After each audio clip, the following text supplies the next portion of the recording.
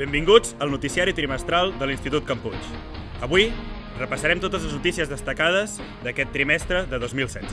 Començarem parlant, per exemple, del Consell Escolar. Explicarem les funcions que té aquest òrgan i el resultat de les eleccions del passat 30 de novembre. Destacarem també el nou programa d'inserció laboral adaptat. Explicarem en què consisteix i quines activitats s'hi realitzen. També estudiarem la posició de la Comissió Organitzada d'Estudiants davant de la vaga convocada pel 27 d'octubre.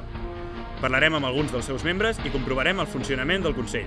Als esports parlarem de com s'ho fan aquells alumnes que, a part dels estudis, també practiquen algun esport. Comencem a Can Puig News.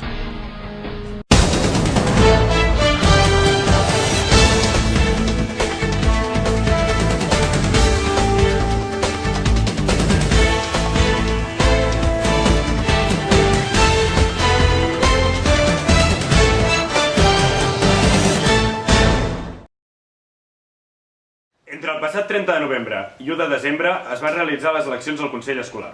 El Consell Escolar és l'òrgan de l'Institut que consta de representació de tota la comunitat educativa, tant de pares com d'alumnes i professors.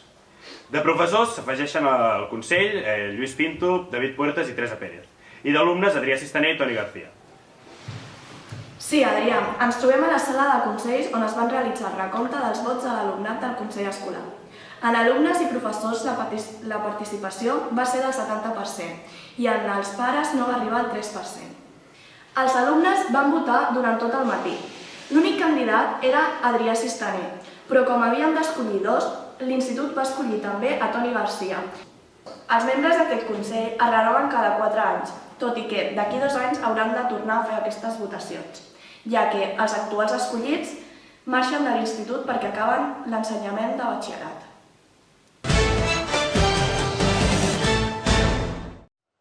La COE no fa vaga. Aquest va ser el titular del dia 27 d'octubre, quan la Comissió Organitzada d'Estudiants va decidir en assemblea no adherir-se a la vaga convocada pel Sindicato de Estudiantes per motiu de les revàlides.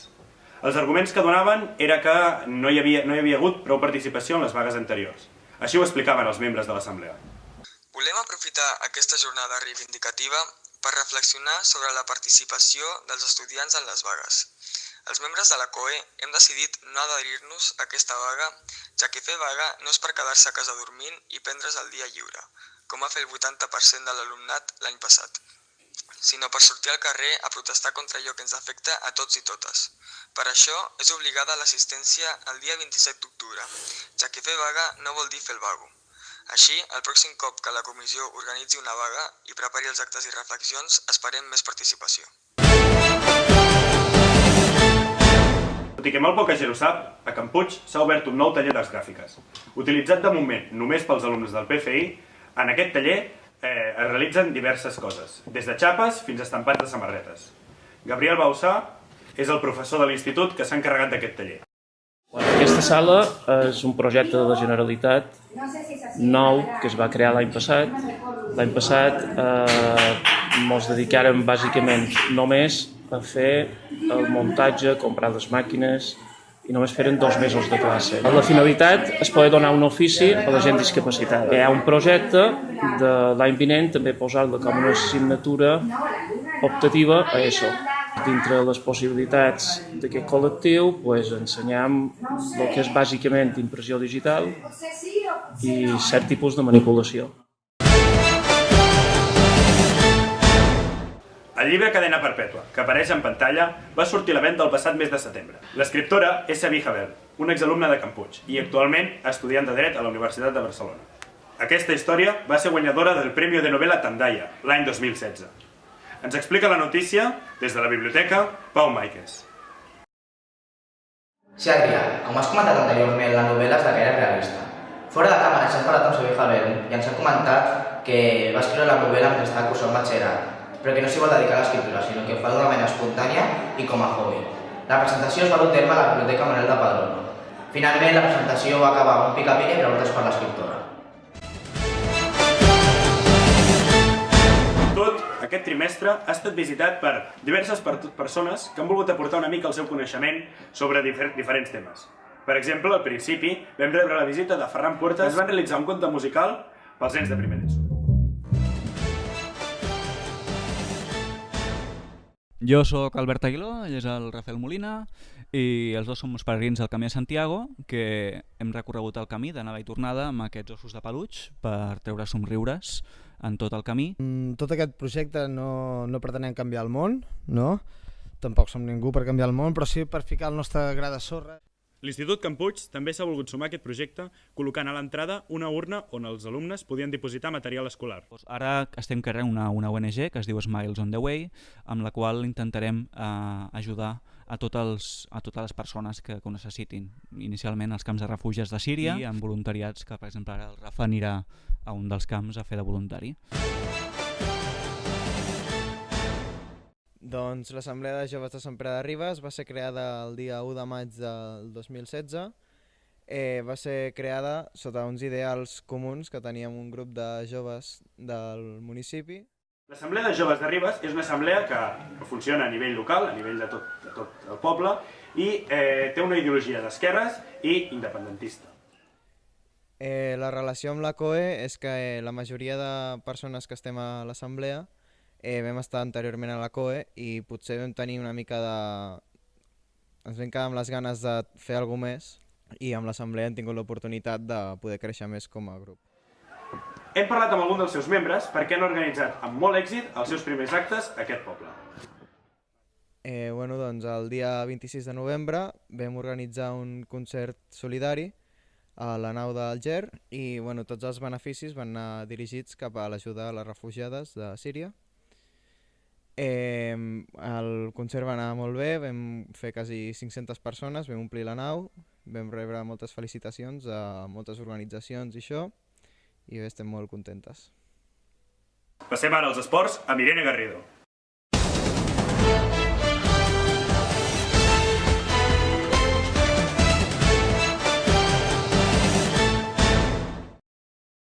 Tots sabem que compaginar els estudis amb els esports no és senzill.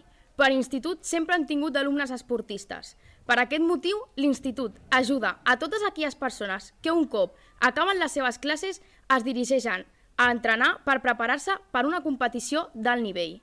Hem parlat amb dos exemples d'esportistes del centre i els hem preguntat com poden compaginar els estudis amb els esports. Estava a la Joaquim Blumer, entrenàvem 4 hores diàries. Ens despertàvem a les 7 del matí, a les 7:45 començàvem els entrenos i els acabàvem a les 9:15. De 9:45 fins a les 2:25 anàvem a l'institut i entrenàvem de 4 a 6:30. La Martina ens ha explicat que ella anava a un institut on principalment es dediquen a formar futurs jugadors d'handbol. Però aquest any torna a Can Puig, però segueix mantenint el seu lloc a la selecció espanyola, on ha de competir amb regularitat. Aquesta competició fa que l'institut li proporcioni un pla especialitzat perquè pugui compaginar els estudis amb els esports. Ara que estic a Can Puig, com que no entreno tant, tinc més temps per organitzar-me i puc treure millors resultats a les notes.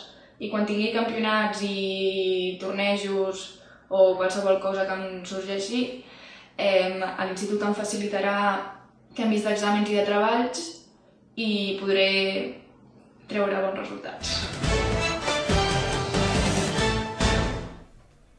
Parlem ara de com els alumnes de Can Puig practiquen l'esport a l'aigua. La proximitat i la relació amb les piscines del municipi fan que els alumnes de primer de l'ESO assisteixin un cop per setmana. Aquest trimestre han estat fent un petit curs on els ensenyaven a millorar el seu estil de natació i també els ensenyaven a jugar a waterpolo. A primer de batxillerat, el 17 de novembre, amb el professor Lluís Pinto, van anar a fer diverses activitats, com per exemple aquagym o spinning. Aquestes activitats van ser tot un èxit. Moltes gràcies, Irene. Seguim parlant d'art, però aquest cop el barrejarem amb filosofia, ja que els alumnes del centre han participat en el concurs de la foto filosòfica.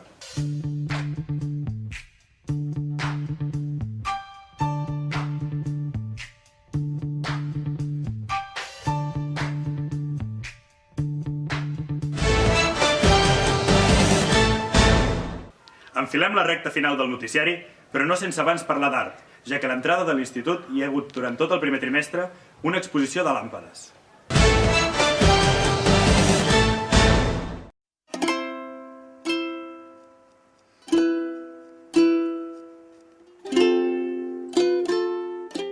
Aquestes només són algunes de les imatges que els alumnes de Cultura Audiovisual de l'Institut Can Puig van fer a diferents llocs del poble.